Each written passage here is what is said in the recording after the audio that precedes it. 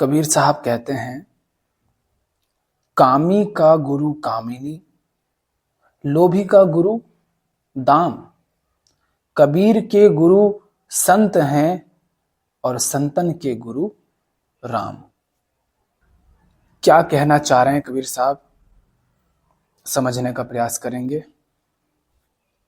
वे कह रहे हैं कि जो कामी है उसका गुरु कामिनी है, जो लोभी है उसका गुरु दाम है, और कबीर के गुरु कौन है? संत। और जो संत हैं उनके गुरु कौन है? राम। सबसे पहले तो गुरु को ही समझ लेते हैं। गुरु किसका प्रतीक है? तो गुरु यहां प्रतीक है उसका जिसके समक्ष शिष्य नमित है। बिना शिष्य के गुरु नहीं हो सकता, क्योंकि गुरु है तो किसी के लिए है, अन्यथा गुरु का अस्तित्व नहीं हो सकता। तो गुरु वह जिसके सामने शिष्य झुकता है, अर्थात जिसके सामने शिष्य का समर्पण होता है। गुरु वह जिसके हवाले शिष्य ने स्वयं को कर दिया। गुरु वह जो ये तय करता है कि शिष्य अब किधर जाएगा। माने शिष्य के जीवन की दिशा को जो निर्धारित कर रहा है, शिष्य के जीवन की दिशा को जो तय कर रहा है, वह गुरु है। जो शिष्य है वो अपना मालिक स्वयं नहीं है, उसका मालिक कौन है? गुरु। तो गुरु से आशय है वह जो तुम्हारा मालिक है, वह जिसके चलाए तुम चलते हो।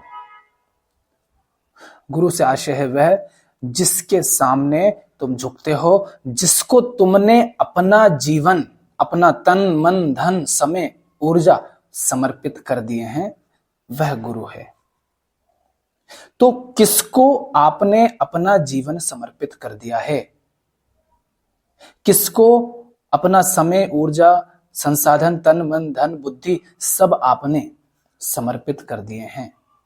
वह आपका गुरु, आपका मालिक है।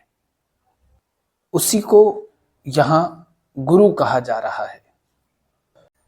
तो कई शब्दों का प्रयोग कबीर साहब ने यहां पर किया है। कामी, कामिनी, लोभी, दाम, कबीर, संत, राम। एक एक करके हम इनको समझने का प्रयास करेंगे। कबीर साहब कह रहे हैं, कामी का गुरु कामिनी, अर्थात जो कामी है उसका गुरु कामिनी है। और गुरु से आशय क्या है? वो हमने कहा मालिक। तो कामी का मालिक कौन हो गया? कामिनी। आप यदि कामी हैं तो फर्क नहीं पड़ता कि आप स्वयं को मानते क्या हैं, फर्क नहीं पड़ता कि आप स्वयं को नाम क्या देते हैं, आप काम क्या करते हैं। आप यदि कामी हैं तो कामिनी आपका मालिक है। कामी कौन? कामी वह जो कामना से वशीभूत है। कामी वह जिसकी यह मान्यता है कि वह अपूर्ण है, क्योंकि कामना तो तभी होगी जब अपूर्णता हो। उसी को कामना बोलते हैं। अंदर जो अपूर्णता है, जो बेचैनी है, उसको मिटाने के लिए जो कामना उठे, उसी को कामना कहते हैं। उसके अतिरिक्त जो प्राकृतिक जरूरतें हैं, उनके लिए अगर गति हो रही है, क्रिया हो रही है, प्रतिक्रिया हो रही है, उसको कामना नहीं कहते हैं। निष्कामता का भी ये अर्थ नहीं है कि आप कह रहे हो कि मैं खाना कमाने के लिए मेहनत करता हूं, ये कामना नहीं कहलाएगी, ऐसा मैं समझता हूं, क्योंकि ये तो प्राकृतिक जरूरत है। हां, आप अगर ऐसा कहते हैं कि मुझे खाना चाहिए और फलानी होटल वाला ही चाहिए, तो फिर ये कामना है, क्योंकि अब आप तन की नहीं मन की भूख की खातिर कामना कर रहे हैं, इसको कहेंगे कामना। और ये जो फलानी होटल का आपको भोजन चाहिए, वो क्यों चाहिए? क्योंकि आपने ऐसा मान रखा है कि ये होटल अमीरों के लिए है, और मैं भी स्वयं को अमीर मानता हूं, तो किसी छोटी होटल में भोजन कैसे खा सकता हूं और सस्ता वाला कैसे खा सकता हूं? ये तो मेरे रुतबे को नीचे गिरा देगा। मगर उस होटल में भोजन करने के लिए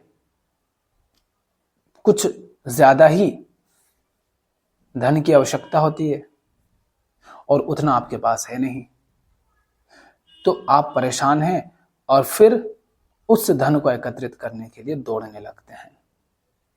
कहने का तात्पर्य है कि आपके अंदर अगर अपूर्णता है, बेचैनी है, अज्ञान के कारण, जो कि साधारणतया मनुष्य के अंदर होती ही है, क्योंकि वो पैदा तो अज्ञान में ही होता है, तो अज्ञान के कारण अपूर्णता होती है, बेचैनी होती है, कुछ कमी अंदर महसूस होती है, और उसी से हमारी अनंत कामनाएं पैदा होती हैं। ऊपर ऊपर हमारी कामनाएं ऐसी प्रतीत होंगी जैसे किसी वस्तु की कामना हम कर रहे हैं, पर हमारी अनंत कामनाओं के मूल में जो एकमात्र असली कामना है वो यही है कि किसी तरह ये जो अपूर्णता है ये हटे। तो कामी कौन हुआ फिर? कामी वो हुआ जो अज्ञानवश स्वयं को अपूर्ण मानता है। और अपूर्ण भी क्यों मानता है?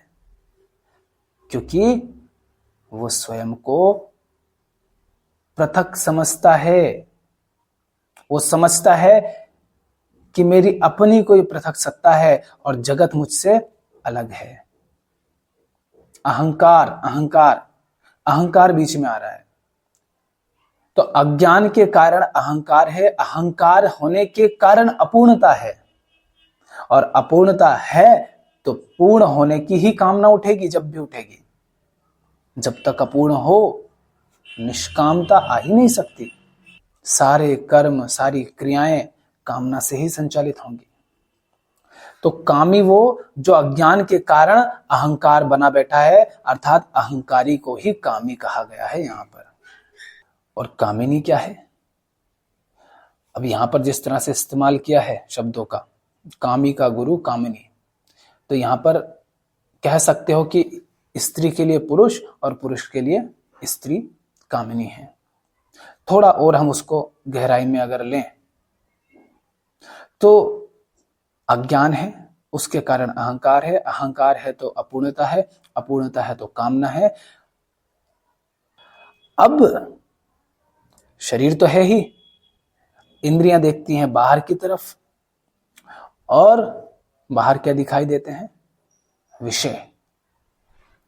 तो जगत में, प्रकृति में जो भी विषय इस कामी को यह आशा देता है कि मुझे हासिल कर ले, मुझे भोग ले, मुझे पाले, मेरा मालिक हो जा, तो तुझे चैन मिल जाएगा। कामी माने अहम को जो विषय ये आशा देता है कि मुझे हासिल कर लिया तो तेरी कामना पूरी हो जाएगी। और कामना क्या है? मूल कामना तेरी अपूर्णता मिट जाएगी। कामनी माने क्या होता है? वो स्त्री जो पुरुष को आकर्षित करती है, खींचती है अपनी तरफ, और वो पुरुष जो स्त्री को खींचता है अपनी ओर, उसी को कामिनी कहते हैं। तो उसमें भी मान्यता क्या रहती है भीतर भीतर गहराई में, कि वाह, इसको हासिल कर लिया तो मजा आ जाएगा, सुख मिल जाएगा। तो वहां भी वही बात है कि वो जो बेचैनी है, वो जो अपूर्णता है, वो हट जाएगी। तो स्त्री या पुरुष ये तो एक विषय है। इसी तरह क्या आकर्षित करता है मनुष्य को? किन किन चीजों की ओर दौड़ते हैं आप? बाजार से गुजर रहे हैं तो जलेबी दिख गई, जलेबी एक विषय है, और आपके अंदर बैठी है अपूर्णता। और कामी को अज्ञानवश ये भ्रम होता है कि जलेबी खा ली तो मजा आ जाएगा, खूब चक्के वो जलेबी खाता है, फिर गुलाब जामुन उसको पुकार लेती है, कभी कोई स्त्री उसको पुकार लेती है, कभी कोई नौकरी उसको पुकारती है, कभी कोई छोकरी पुकारती है, कभी पैसा उसको पुकारता है, कभी इज्जत उसको पुकारती है, कभी किसी की महंगी गाड़ी देख ली तो वो उसको पुकारने लग जाती है, कभी किसी का बड़ा घर उसको पुकारने लग जाता है। ये जो विषय हैं, जो इस कामी को ये आशा देते हैं कि हमें हासिल कर। रास्ते से जा रहा है तो चिकन ने बुला लिया उसको कि आजा भोग ले मुझे, तो इसके भीतर बैठी अपूर्णता कहती है जा जा जा जा। तो कामिनी यानी कि वह विषय जो कामी को पूर्ण हो जाने की झूठी आशा देता है। कबीर साहब कह रहे हैं, कामी का गुरु कामिनी, कि जो कामी है वो कामिनी का गुलाम है, कामिनी कामी की मालिक हो गई है। क्या ऐसा नहीं है? क्या आपकी जो कामनाएं हैं, माने आपकी कामनाओं के जो विषय हैं, आपका जीवन, आपका समय, आपका धन, आपकी ऊर्जा, आपके सारे संसाधन, क्या उन्हीं को समर्पित नहीं हो गए हैं? क्या हर तरीकों से आप उसी विषय को हासिल नहीं करना चाहते हैं? वो कुछ भी हो सकता है, जो भी आप चाहते हैं पाना, बनना, होना, हासिल करना, कहीं पहुंचना, वो सब विषय ही हैं। सफलता पाना चाहते हैं, वो भी विषय है। जिसके भी माध्यम से आप वो चैन पाना चाह रहे हैं जगत में, वो विषय ही है, उसी को कामिनी कहते हैं। क्या आप उसके गुलाम नहीं हैं? क्या आपने स्वयं को उसके प्रति समर्पित नहीं कर दिया है? और जैसे कि आपने कहा कि फलाने पद को पा लिया तो बल्ले बल्ले, तो वो पद कहता है कि मुझ तक पहुंचना है तो तुझे उसको हराना पड़ेगा, तो चल जा उसको हरा। मुझ तक पहुंचना है तो तुझे वो चीज भी हासिल करनी पड़ेगी। मुझ तक पहुंचना है तो उस रास्ते से फलाने फलाने पदों की सीढ़ियां चढ़ करके तुझे मुझ तक आना होगा। यही करते हैं ना हम। अब इतने में समझ जाइए कि वो चीज है, वो आपसे कहती है ऐसा करो, वैसा करो, ये करो, वो करो, ऐसा नहीं, वैसा नहीं, तब मैं तुम्हें हासिल हो जाऊंगी या जाऊंगा, जो भी कुछ है। तो कौन हुआ फिर आपका गुरु? कामिनी माने वो विषय। अभी फिल्म आई थी ना एक, पुष्पा, जो पहले आई थी, उसका पहला भाग, और उसमें वो एक डायलॉग था, पुष्पाराज, ऐसा ही कुछ था ना, झुकेगा नहीं साला। शायद वो पूरी फिल्म उस एक डायलॉग के कारण ही चली थी, झुकेगा नहीं साला। लेकिन ये जो सूरमा बने फिर रहा ना, जो कहीं नहीं झुकता है, ये भी एक जगह झुकता है। स्क्रीन पर एक फोटो दिख रहा होगा, अगर वीडियो देख रहे हैं तो आप, ये भी झुक जाता है कामिनी के सामने। क्योंकि ये कामी है, वासना से भरा हुआ है, तो कामिनी इसको झुका लेगी। कामिनी के सामने ये सर नहीं उठा सकेगा, कामिनी के सामने इसको झुकना पड़ेगा। होंगे तुम सूरमा, तीसमार खां दुनिया में, अगर कामना का बीज अंदर है, अज्ञान के कारण अपूर्णता अंदर है, तो जो भी तुम्हें ये आशा देगा, जो भी विषय तुम्हें ये आशा देगा कि मैं तुम्हारी अपूर्णता को मिटा दूंगी, तुम्हारी कमी को पूरा कर दूंगी या कर दूंगा, वो विषय आपका मालिक हो जाएगा और आप वहां समर्पण कर देंगे। पुष्पराज से पूछ लो जाकर, झुकेगा नहीं साला, मगर ये साला यहां पर झुक ही गया। ऊपर ऊपर से देखोगे तो ऐसा लग सकता है कि देखो ये व्यक्ति सुबह 4 बजे उठ जाता है, सूर्य नमस्कार करता है, हेल्थ देखो उसकी क्या फिट रहता है, सुबह से नहाता है, मंदिर भी जाता है और फटाफट तैयार होकर के नाश्ता करके ऑफिस पहुंच जाता है, देर रात तक काम करता है, फिर आता है। पर क्यों? क्योंकि एक लड़की इसको पसंद आ गई है और लड़की के बाप ने कहा है कि तेरी नौकरी जब तक 50,000 रुपये महीना ना हो जाए तब तक मैं अपनी लड़की से तेरा विवाह नहीं करूंगी या नहीं करूंगा। और बॉस ने कहा है कि अगर प्रमोशन चाहिए, 50,000 महीने के चाहिए, तो सुबह 1 घंटे पहले आना है, शाम को डेढ़ घंटे बाद जाना है। तो इसलिए बेचारा सुबह जल्दी जाता है ऑफिस, शाम को देर से आता है। और ऑफिस का नियम भी है कि बिल्कुल हेल्थ ठीक होनी चाहिए, फिट दिखना चाहिए बंदा। तो वो एक्सरसाइज भी करता है, तो तुम कहोगे कमाल का बंदा एक्सरसाइज करता है, पर वो कर क्यों रहा है? ताकि उधर कामिनी से जो सुख की आशा है वो पूरी हो जाए। सुबह से उठता है, तुम कहोगे बहुत अच्छा इंसान है। मंदिर जाता है, अरे मंदिर भी वो इसलिए जाता है भगवान से प्रार्थना करने कि भगवान जी जल्दी से मेरी नौकरी 50,000 रुपये महीने वाली हो जाए। तुम कहोगे धार्मिक है? ना जी ना। बाहर से चाहे वो मंदिर में दिखे, मंदिरालय में दिखे, शौचालय में दिखे, कहीं भी दिखे, चाहे वो किसी कंपनी का सीईओ हो, चाहे कोई पुजारी हो, चाहे कोई नेता हो, चाहे कोई व्यापारी हो, कोई भी हो, कामी है तो कामिनी उसका मालिक है। मगर एक समस्या है, प्रकृति में वो विषय मिल तो जाता है, जगत में आप कई बार उस विषय को हासिल कर लेते हैं जो आप चाहते हैं, मगर फिर भी अपूर्णता नहीं मिलती। जानने वालों ने, समझने वालों ने ये जाना है, ये समझा है, ये प्रयोग किए हैं, ध्यान दिया है और अंततः ये पाया है कि प्रकृति में ऐसा कोई विषय नहीं है, कुछ भी ऐसा नहीं है जिसको हासिल करके तुम्हारे भीतर जो बेचैनी है, जो अपूर्णता है, वो मिट जाए। अब ये मत कहना कि प्रकृति में तो अनंत विषय हैं, क्या सबको हासिल कर लिया? नहीं। प्रयोग का अर्थ समझते हैं ना, सैंपल लेते हैं हम।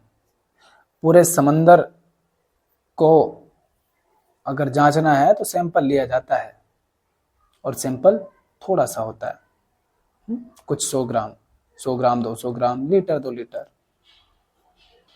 और समंदर के बारे में लगभग सारी जानकारियां मिल जाती हैं, समंदर माने उसके जल के बारे में। तो होता क्या है, जो कामी होता है वो हर उस विषय के सामने झुक जाता है, उसको अपनी जिंदगी समर्पित कर देता है। जो भी विषय उसको पूर्णता की, संतुष्टि की आशा देता है।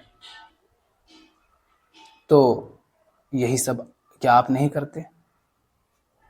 आपकी जो अनंत कामनाएं हैं, छोटी छोटी से लेकर के बड़ी बड़ी तक, वह सब क्या हैं? उन सब के आधार में यही मान्यता है कि आप जहां पहुंचना चाहते हैं, जो बनना चाहते हैं, जो हासिल करना चाहते हैं, आप ये मानते हैं कि उसको पा लिया तो चैन मिल जाएगा, उसको पा लिया तो बेचैनी खत्म हो जाएगी। ये आपकी मान्यता है। तो जो कामी है माने अहम, वहां समर्पण कर देगा, माने उसको अपना जीवन समर्पित कर देगा, मगर उसको हासिल कर लिया तो भी चैन नहीं मिलेगा। क्यों? ध्यान से सुनना। क्योंकि जिस अपूर्णता को मिटाने के लिए तुम विषय की ओर दौड़ रहे हो, वह अपूर्णता झूठी है। अरे भैया, बीमारी ही झूठी है, बीमारी है ही नहीं और तुम उसका इलाज किए जा रहे हो। बीमारी है नहीं और तुम इलाज किए जा रहे हो। फिर सवाल उठेगा कि पीड़ा क्यों हो रही है? क्योंकि तुमने जहां बीमारी नहीं थी उसका इलाज करने के लिए जो व्यर्थ में ही दवाइयां खा ली, अब वो दवाई नहीं है, वो जहर हो गई है। दवाई की जरूरत नहीं है, फिर भी दवाई लोगे तो दवाई जहर का काम करेगी। जरूरत से ज्यादा अगर दवाई पी लो या खा लो तो वो जहर का काम करती है। तो दवाई की जरूरत है नहीं, फिर भी खाए जा रहे हो, तो बीमारी बढ़ रही है, पीड़ा हो रही है। तो जो बेचैनी है, जो दुख है, जो पीड़ा है, जो अपूर्णता है, वो झूठ है। और उस झूठी बीमारी को सच्चा मान करके उसके इलाज के लिए जो जो हम हरकतें करते हैं ना, दौड़ दौड़ करके, चीजों को जीवन में ला करके, वस्तुओं को, व्यक्तियों को, विचारों को, मान्यताओं को, संस्कारों को, रिश्तों को, वो सब आकर के हमारे जीवन को और अधिक अपूर्णता से, और अधिक बेचैनी से, और अधिक बंधन से भर देती हैं। इस कारण से पीड़ा, बेचैनी, जैसे जैसे उम्र बढ़ती है शरीर की, आप पाते हैं कि और अधिक बेचैन होते हो, और अधिक अपूर्णता महसूस करते हो। अगर गड्ढा होता और उसको आप मिट्टी डाल डाल करके, रेत डाल डाल करके भरने की कोशिश करते तो वो भर जाता, ठीक। गड्ढा है नहीं और आप उसे भरने की कोशिश कर रहे हैं, क्या कभी वो भर पाएगा? गड्ढा है नहीं मगर आपको ऐसा लगता है तो आप उसको रेत डालते जाएंगे, वो भराएगा कभी नहीं। तो होता क्या है, फिर जीवन भर के लिए ये जो कामी है ये गुलाम ही रह जाता है। अगर मुड़ करके खुद को नहीं देखता, अंदर नहीं झांकता, माने स्वयं को नहीं देखता, मैं कौन। इंद्रियां बाहर की तरफ दौड़ रही है ना, विषय की तरफ, ये दौड़ता ही रहेगा जीवन भर, क्योंकि बीमारी तो है ही नहीं, फिर भी बीमारी है ऐसा वो मानता है। अब बीमारी होती तो हट जाती, अब है ही नहीं, तो जो स्थिति अभी इसको महसूस हो रही है वो लगातार महसूस होती रहेगी और पीड़ा बढ़ती रहेगी। तो ये दौड़ता रहेगा जीवन भर और एक दिन मर जाता है। तो जीव पैदा होता है अज्ञान के कारण, ये स्वयं को अस्तित्व से पृथक मानता है और इसी कारण से फिर अपूर्णता पैदा हो जाती है। अपूर्णता के साथ कामना पैदा होती है और कामना के साथ ही जगत केवल जगत नहीं रह जाता, वस्तु केवल वस्तु नहीं रह जाती, फिर वो आपके लिए विषय बन जाती है, यानी वस्तुओं में आप अपना अर्थ डाल देते हैं। फिर कामना की दृष्टि से जब आप वस्तुओं को देखते हैं तो आपको वस्तु वैसी नहीं दिखती जैसी वो है, वस्तु आपको अपनी कामना पूर्ति का विषय के रूप में दिखाई देती है। और जो भी विषय आपको आशा देता है कि वो आपकी अपूर्णता को मिटा देगा, आप उसकी ओर दौड़ते हैं और वो दौड़ कभी खत्म नहीं होती, क्योंकि प्रकृति में कुछ भी ऐसा नहीं जो आपकी अपूर्णता को मिटा दे, क्योंकि जो अपूर्णता है वो झूठी है, वो बस मान्यता है। आपने मान लिया है कि आप अपूर्ण हैं। किसी ने आपके कान में ये डाल दिया कि गोरा रंग सुंदर और काला रंग कुरूप, और आपका है सांवला, आपके तन का रंग है सांवला, तो आप हीन भावना से भर गए। खुद में कमी महसूस होती है, खुद को अपूर्ण पाते हो, और बाजार में दुकान लगी है, वो कहती हैं कि आइए आइए आइए, 1 महीने में गोरा बदन पाइए। और आप वहां पर पैसे डालते हैं, पैसे के लिए नौकरी करना पड़ेगी, तो नौकरी के लिए जाकर गुलामी करते हो, फिर गुलामी करते हो, फिर फलानी कोर्स लेकर के क्रीम पाउडर लगा करके गोरे हो जाते हो। पर गोरे तो हो गए, अब किसी ने आकर फिर कह दिया 5.5 फीट की लड़कियां सुंदर होती है, 6.5 फीट के लड़के सुंदर होते हैं। लो भैया, फिर नई दौड़ चालू हो गई, फिर उसके पीछे दौड़ रहे हैं। ऐसे ऐसे दुनिया में न जाने क्या क्या हरकतें अज्ञान के कारण हम जो करते हैं, उनमें हम फंसते जाते हैं और खुद को न जाने क्या क्या मान बैठते हैं। कभी इज्जत, कभी पद, कभी प्रतिष्ठा, कभी पहचान, कभी ताकत, न जाने किन किन चीजों के पीछे दौड़ते हैं। और यही हालत लोभी की भी होती है। कबीर साहब कह रहे हैं, लोभी का गुरु दाम। जो कामी है, कामिनी उसके सामने ले आओ, झुक जाएगा। पुष्पा के सामने ले आओ कामिनी देवी को, पुष्पा चाहे कहीं ना झुकाओ, वहां झुक जाएगा, क्योंकि कामी है, अंदर कामना है, वासना है, वो उसको झुका देगी। और नहीं तो ऐसे तो वो बड़े बड़े 30 मार खाओं के सामने नहीं झुकता है। पर चाहे गैंगस्टर हो, चाहे मॉन्स्टर हो, कामिनी देवी के खेल निराले हैं। फट से चरण चूमने लग जाते हैं लोग उनके। लोभी भी ऐसा ही कुछ है। दाम, रोकड़ा, कीमत, बोली, ये लोभी की कमजोरी है। अगर किसी व्यक्ति के भीतर लोभ है, कोई भी उसको खरीद सकता है, बस कीमत चुका दो, वो जरूर बिकेगा, बस बोली लगा दो। लोभ है तो वो बिकेगा। सच बोलने वाले भी झूठ के राजा हो जाते हैं जब लालच उनके अंदर होता है। थोड़ी देर पहले तक जो तुम्हारे खिलाफ खड़ा था, वो तुम्हारे साथ खड़ा हो जाता है। दाम तो देकर देखो उसको। आपको भी कोई दाम दे, कीमत दे, तो आप वो सब करने को तैयार हो जाएंगे जिसको आप अभी नहीं करने का दावा करते हैं। आप वो सब बोलने को तैयार हो जाएंगे जो आप अभी नहीं बोलने का दावा करते हैं। अगर लोभ है अंदर, तो दाम आपका मालिक हो जाएगा, कीमत आपका मालिक हो जाएगी। देखे ना, अच्छे अच्छे शिक्षक होते हैं, समाज सेवा की बात करते हैं, दुनिया का भला करने की बात करते हैं, लेकिन जहां दाम दिया जाता है वो वहां जाकर के समर्पण कर देते हैं। फिर वो शिक्षा नहीं देते, फिर वो धंधा करते हैं। नेताओं को देख लो, बस तुम उनको दाम दे दो, वो वहां झुक जाएंगे। तो जो लोभी होता है, दाम उसका मालिक होता है। कोई भी अगर दाम चुका दे तो वो लोभी व्यक्ति का मालिक हो सकता है। तुम्हें क्या लगता है, ये जो करोड़ों इंसान हैं पृथ्वी पर, इन पर यूं ही राज कर लेते हैं कुछ मुट्ठी भर लोग? अरे व्यापारी जो होता है, अपना इतना सारा माल, व्यर्थ का माल बना बनाकर इनको कैसे बेच देता है?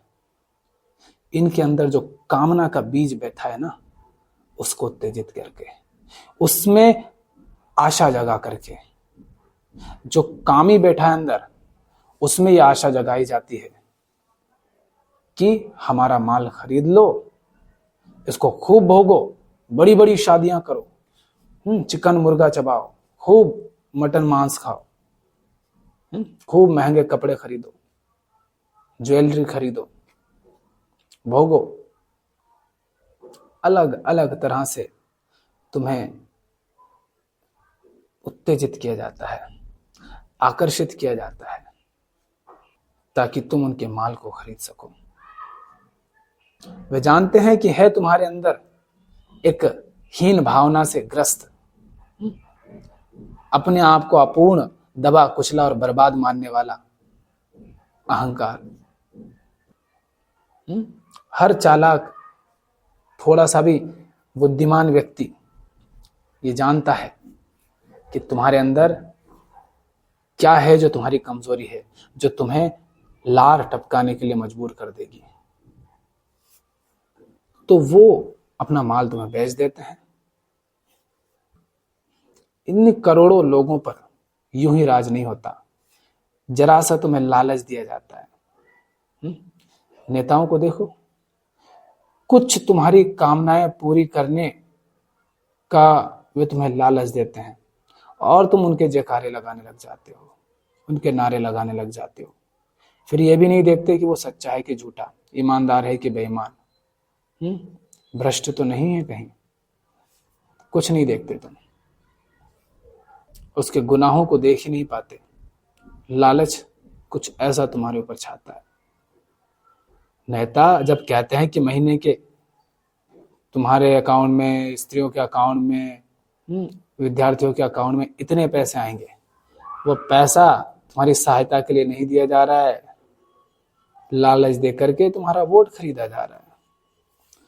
तो नेता हो तो वो तुम्हें लालच दे देगा, व्यापारी कामना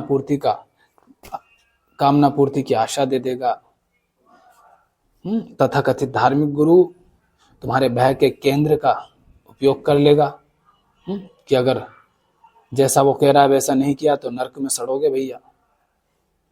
इस तरह से तुम्हारा शोषण किया जाता है। तो कामी का गुरु माने कामी का मालिक कौन है? कामिनी। कामी झुक जाता है, अपने जीवन को समर्पित कर देता है कामिनी के आगे। और लोभी का गुरु है दाम। दाम लोभी का मालिक है।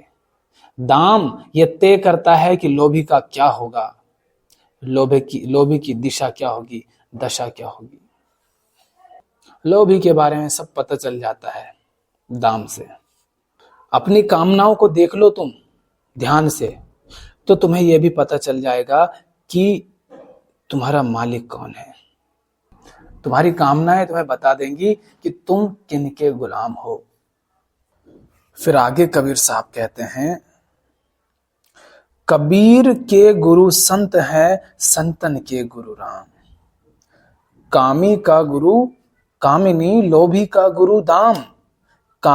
कबीर के गुरु संत हैं और संतन के गुरु राम। राम क्या है पहले ये देखो। राम प्रतीक है, राम से आसे कोई व्यक्ति नहीं है। राम माने वह आखिरी संभावना, जिसे जानने वालों ने कहा है कि वह आप हैं उच्चतम। उसे बोध कहते हैं, उसे सत्य कहते हैं। तो राम माने सत्य, राम माने बोध,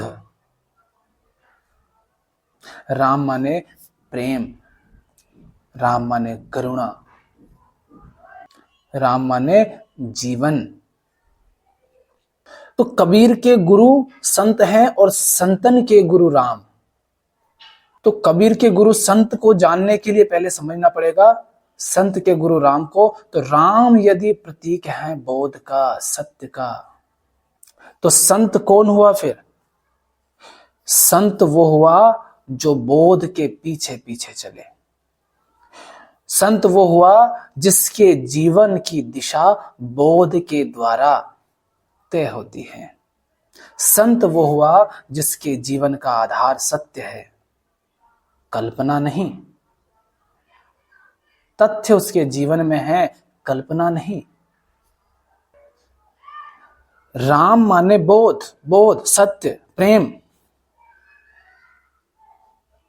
तो संत माने वो जो प्रेम के पीछे पीछे चले, ना कि मोह ममता और आसक्ति के पीछे। राम प्रतीक है करुणा के, तो संत वो जो करुणा के पीछे चले, न कि हिंसा के पीछे। राम यदि प्रतीक है जीवन का, तो संत वह जो अभी देखे, अभी इसी क्षण क्या उचित है। जीवन कब है? जीवन अतीत में थोड़ी ना है, अतीत तो गया, और भविष्य में भी नहीं है, क्योंकि भविष्य तो जब आएगा तब वर्तमान ही बनेगा ना, तब तो जियोगे।